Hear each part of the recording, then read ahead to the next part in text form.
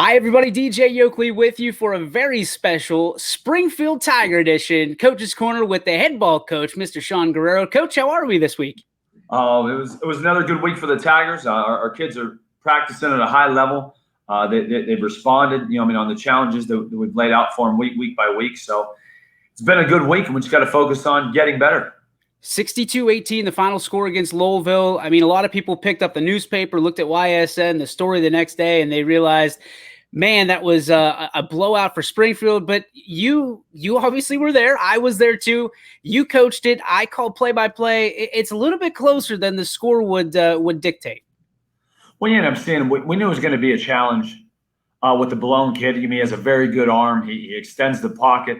They have, some great receivers and great skill kids that go up and catch the ball and high point the ball. So we knew it was going to be a challenge for us. We just want to see how our kids were going to respond, how they end up accepting the challenge. And like I said, I think our kids got better and better as the game went on. So we just got to make sure we continually try to put together 4 quarters. And just have our kids be sound in what they do. And we just got to, like I said, I'm going to keep preaching about getting better because as long as this keeps going and as we keep playing, the teams are going to just continually get better. What's crazy is a week before, everybody was talking to you about trick plays, and then you play Lowellville, and all of a sudden they pull all their bags of tricks out. As a coach on the sideline, for me as an announcer, it happens in slow motion. You see it happening. Is it the same with you on the sideline? You can see it happening. You just don't you can't call it out fast enough that it's a trick play. Yeah, we saw it coming, and that's the thing we end up preaching. That's the things I've been talking about for us. Just make sure that we're disciplined, and we always preach to our kids. We just have to do our job. If the 11 people on defense do what they're supposed to do, they can run anything we want. Okay, and we should be okay. But that's good coaching points and stuff that we fix on film. That we got to make sure no matter what happens, you either got to stay on your guy or keep with your responsibility. And that's the stuff that we need to get better at if we want to make a run at this thing. It was senior night last week. Talk about these seniors, what they've meant to your program and what they mean moving forward into as we inch closer to the playoffs this year. Well, everybody kind of goes back and will say, well, you guys got a playoff run or you guys got experience from the playoff. I think with this senior group, the main thing that they're taking from last year is we got to make sure we stay focused and making sure sometimes practice for us might be a little bit harder than what we see during games. So we try to push our kids mentally. We try to push them physically. And that's right now where I think our seniors have stood up and kind of embraced what we're trying to do to make sure we push on those little things. Their leadership has been great. And it's not a group that's going to get out and hoot and holler and scream and yell and do that, but they're just a great group that leads by example in doing those little things right, making sure we're on time at practice, making sure we're finishing sprints, make sure we're just doing all those little things right that the coaches preach about. What's crazy is watching you guys warm up. It's literally a business trip. Whether it's home or away, you guys ready to punch the clock and you treat it the same way each and every week. Talk about the work ethic of this team. Now, a lot of people discuss the coach is the top of the pyramid and it kind of filters down. Do you feel the way about your Tigers, a kind of mirror image of what you've done? Well, and I'll say this, and I've said this before, I'm blessed to have the staff that I do have. You know what I mean? For us to come in here after practice or before games and game plan or during the weekends when we do that, I've been blessed. Our guys push our kids between, Mark Brungard and Adam Slopek. I couldn't ask for 2 better guys just to be, like you said, discipline in what they do. The kids know what they ask. We try not to we try not to get carried away with scheme. Defensively, we want to simplify everything, try to condense the thinking and let our kids go play fast, to make sure they know what they're doing. That's what Coach Slopek does. What Coach Brungard does is he'll get more on the try to push the kids mentally. I would think in our playbook, I'm talking hundreds of plays or adjustments that we can make. And we try to have that all in just in case we need it during a game or adjustment, just like those trick plays. We practice those trick plays, once a week, and it might take, about 6 minutes throughout practice. So the stuff that those guys do and how they set up, our kids respond to. And I think once you get a little bit of a taste of success, the kids keep pushing and they want it too. throughout what we do, and we have a philosophy of what we want to do. And the same thing, we're trying to lift a little bit more right now, hopefully during this playoff run, that we could be the stronger team going into weeks, 10, 11, 12, hopefully that we make it that far. But our kids work it when they know they come to practice, they're ready to go. They know it is more of a business type stuff. And I know right now with our kids and how we end up approaching games, we always talk to our kids about nothing's guaranteed. We can play this week 5, and by week 6, we might not be playing. Right. So I think they respond to that, knowing we get one chance a week to end up kind of showcasing ourselves and playing hard. And they do take it serious. This is something that our kids put a lot of hard work in, a lot of time, even through the summer and stuff. And not everybody, is fit to play football. We talk about that too. You got to make sure that you're dedicated in what we're doing and what our team goals are. And it's a good experience, like I said, with those seniors that we've had that have led the way. We kind of put it on them, and they kind of carry it down to our team. Now, this is a very interesting week. Obviously, playing Waterloo, still searching for their first victory. There's a lot of things that the public doesn't really realize when the challenges that a coach faces on a week like this. You've got to make sure that your starters get a lot of practice. Naturally, the idea is to get some of your reserves some time as much as they can, but you got to keep getting reps for those guys that are natural starters. What other challenges do you think you face this week against Waterloo? Obviously, you still want the win, but you got to be able to I don't know, have that sportsmanship like here in the OHSAA and here in Northeast Ohio. Well, when we talk about this game, like I said, even with Lowellville last week, they brought something different that we haven't seen. They brought, they did a lot of passing game. They brought a little bit of a different defense. They blitzed a little bit more than what we've seen. Waterloo blitzes a little bit, similar to Lowellville, and what they do, they'll blitz offensively. They run a lot of option. They're motioning. So the challenges are there for our kids, and that's where the mental aspect of the game comes in. We got to make sure that we're making the right checks. We're calling out motions. We're lined up at the right depths. We're going to make sure our eyes are on our keys. So no matter who we play, we got to make sure that we're disciplined in what we do, because in week 9, we might play a team that runs a ton of option. And this might be just a little bit of a preparation for us to, to get ready for week 11. So that's how we take it as coaches and try to preach to our kids. So, what Coach Slopek does defensively, he doesn't care who's on the field, because it's next man up. So I don't care if we give, if we've given up 7, 14 points in the first half, or that comes in the last 2 minutes. That's what our defense ends up projecting. The kids are on the field, or the kids that are on the field. So we don't really, adjust too much. And hopefully at that point, if we are able to get some younger kids in, those kids, that's a time for us to end up trying to get some depth, trying to get some experience in games. And hopefully those kids, when their numbers are called, they rise to the occasion too.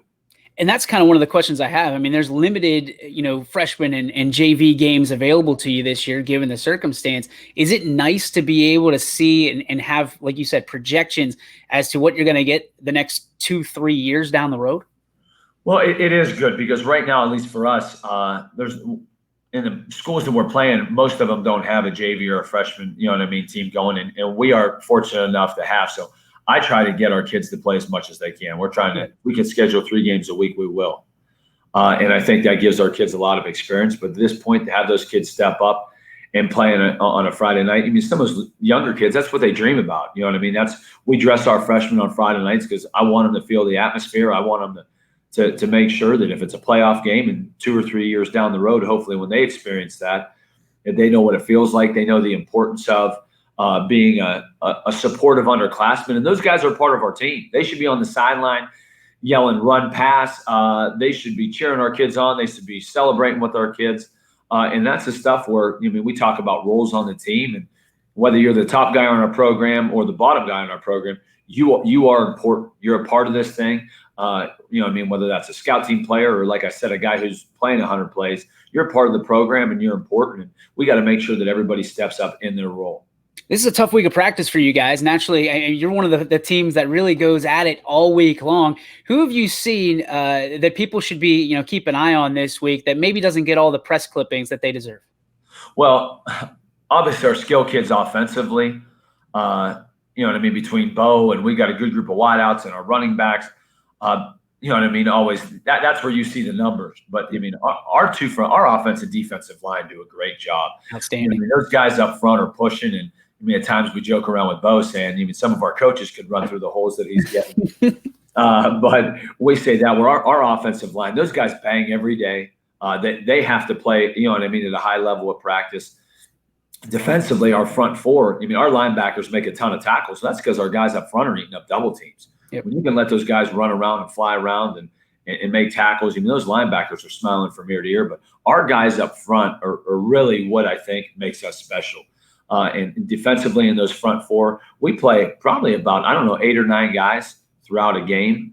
So they see a lot of time. We try to play fast and knowing what we're doing so we can be fast to the ball and adjust to it, whether it's down the line or in the secondary or pass rush. So our guys up front, you know what I mean, are really the key of if we're going to end up winning or not. This is the Springfield Coaches Corner, brought to you by WRS Insurance Solutions, a proud alum of Springfield High School. Coach, we joked about it before, but you got a couple people that are watching kind of live, and they want a little bit of a shout out. Give them your shout out. This is your show. Give a little love. I was just outside before I came in, and we got a couple guys that come for every home game and paint the middle of our field. They put a tiger head on it, and that's Rick and Ryan Jones from Rick's Auto Glass. So they donate their time, and they do a lot for our program. We appreciate here at Springfield, and nobody kind of sees them. They're behind the scenes, but they're great guys that, come every Thursday and paint it even before we practice. So I couldn't say enough about both of them. What's unbelievable, and I think from afar last year and 2 years prior, but now being a part of it, the community support at Springfield is incredible. Can you talk a little bit about, the fans and the businesses and all the support that Springfield's gotten? And it hasn't just been, jumping on the bandwagon, so to speak. It's been for a long time coming. Well, definitely the tradition is long before I was ever here. I know for us and the kids that we have, and even players that have come back into the program, that have done a lot or donated times or fundraisers that we do. It's really a great backing from here, and everybody kind of says their prayers every day. I hope once the playoffs come that they kind of up the attendance because our kids want to have that environment like we had last year, and there was just so many people that came around and supported us, even going to playoff games between our fire station, our police, escorting us out and doing those little things for the kids. Our kids appreciate it. They love the atmosphere and the support that they carry through week after week. And it really is a great school system, a great community, and a great place to be right now. So the fun part is here. Steve and I have this thing where we do these coaches corners and we step off the field a little bit and ask you some questions off the field. He has a couple good ones the last couple weeks, I'm not going to lie, but when you're cousins, he's got the inside trader information. My question for you, I talk a lot about leadership and role models. When you're growing up, who did you look to for leadership? Who did you want to be like it? And what did you want to be when you grew up? Well, I was lucky. I'm the youngest of 7. Okay. In my family, I have, 5 brothers and 1 sister. So seeing that, I had 2 of my older brothers that played football at Youngstown, and 2 other brothers that were just good athletes. I would think, just the family atmosphere that we have, my brothers, and I guess it was getting beat up and being the youngest, and there was a lot of different things. But those guys really showed me, just being disciplined. And I think one thing that I try to carry to our kids, and that's coming every day, is my work ethic. And I think is you got to come to work and be ready every day, no matter what it is. And I think our kids, trying to be that discipline and coming in. And today's a work day, and we got to know what we're trying to accomplish and what we're doing. But I think my brothers have made that, an important thing for me and myself and my family, that no matter what you do, no matter what you're doing, you got to make sure you're ready to roll your sleeves up and get to work. And I kind of give that from them. And that'd probably be a little bit from my dad and my mom too, and my parents. So I don't care what we do. And that's even here with whether I'm teaching or whether you're trying to help somebody out, you always got to be there and reach out. And I just think that atmosphere is even from our school system, where no matter what you're doing or what goes on, you got to be able to help each other out and be a team player and making sure whatever anybody needs, you're there. But I think it'd be more from my brothers and my sisters that end up, you got to be able to step up when you can and help somebody out and do that. So just want to be able to make sure that what the things that they've laid out or the stuff that they've been in and been successful with in their lives. You got to be able to roll up your sleeves and get to work. One of the hardest workers I know, Sean Guerriero, the head football coach of the Springfield Tigers. Good luck against Waterloo. We'll talk to you next week, sir. Hey, I appreciate that. Thank you.